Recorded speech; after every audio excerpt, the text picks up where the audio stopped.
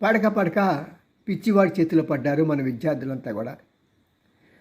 ఆడ కానీ మగ కానీ ఎవరికైనా సరే అక్కడికి వెళ్ళిన వెంటనే అనిపిస్తున్నదంటే నా గ్రాడ్యుయేషన్ అయిపోతుంది, నా పోస్ట్ గ్రాడ్యుయేషన్ అయిపోతుంది, వెంటనే నేను ఒక మంచి శాలరీతో ఒక కంపెనీలో జాయిన్ అవుతాను అని. దానికి కూడా నాకు 3 సంవత్సరాల టైం ఉంది అంటాడు.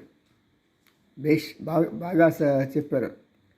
కానీ మారిన పరిస్థితుల్లో మీరు చదువుకున్న వెంటనే బహుశా ఒక 3 నెలల టైం ఇవ్వడం కూడా కష్టం. ఆ 3 నెలల టైంలో మీకు జాబ్ రావాలి. జాబ్ రాకపోతే మీరు మీ దేశానికి ప్యాకప్ చేయాలి. మూడో ఆప్షన్, మీరు కూడా $90 లక్షల అమెరికా ప్రభుత్వానికి కట్టాలి. ఆ కట్టే స్తోమత ఉంటే పర్వాలేదు. వీటన్నిటిని చూసుకొని మీ వయసులు పెరిగిపోతున్నాయి.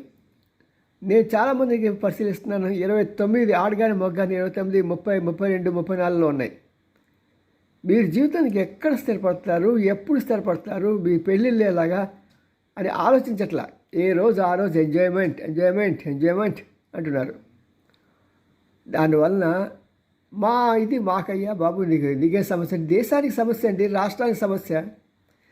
మీకు పెళ్ళిళ్ళు కాకపోతే పాపం 10 మందిలో సిగ్గుపడిపోయి పెళ్లి ప్రసాదాలుగా అక్కడే ఉండిపోతున్నారు. కొంతమంది సిగ్గు విడిచి ఇక్కడికి వచ్చి శ్రీకాకుళంలో, విశాఖపట్నంలో సంబంధాల కోసం వెంపర్లాడుతున్నారు. మేము ఉండే ఏరియాలో మన వైజాగ్లో మొత్తం అక్కడ ఒక 12-14 అపార్ట్మెంట్స్ ఉన్నాయి. ఆ అపార్ట్మెంట్స్ పిల్లలు కొద్దిగా మాస్తులు ఇదిగా కనిపిస్తాయి, కన్ను ముక్కు బాగుంటాయి, కొద్దిగా ఎర్రగా కనిపిస్తూ ఉంటారు.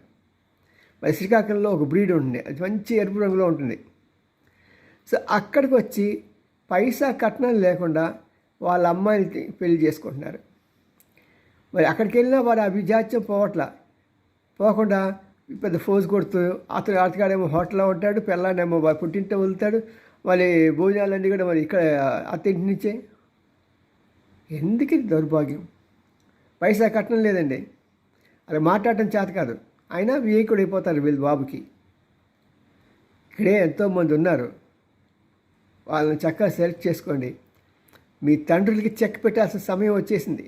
ఎందుకంటే ఇంకా పూర్వకాలంలో ఆయన మనసులో అలా ఉందన్నమాట. అక్కడ ఇచ్చే మా అబ్బాయికి కనీసం 5 కోట్లు డబ్బు అప్పు చెప్తేనే మీకు ఇస్తాం పెళ్ళికి అన్నారు. అయ్యా బాబు, అసలు అమ్మాయిలు దొరకట్లేదు, ఈ సమయంలో నువ్వు 5 కోట్లు అడుగుతున్నావు కదా, నీకు 1 కోటి కూడా రాదు. ఎందుకంటే ఆ వచ్చే అమ్మాయి అందరూ కోట్లు సంపాదిస్తున్నారు కనుక.